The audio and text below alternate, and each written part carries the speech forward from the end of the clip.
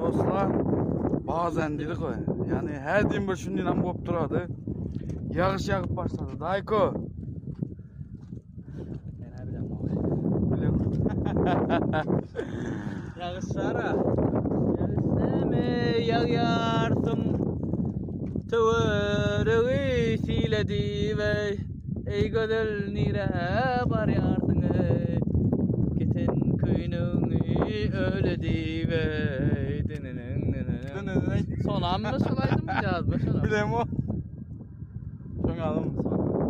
Olunur devam edin de yattan çıktı. Aynen. Yattan çıktı. Ben o bir şey bilem o. Doğrusunu aytsam. Ey sonam nire baryanlar. Geten köyünü öledi ve Şu yağış yağsa var değil mi? Aydım yadıma işte. Dam yadıma düşe var. dam. Şu yadıma düşe var. Dam hayrat et.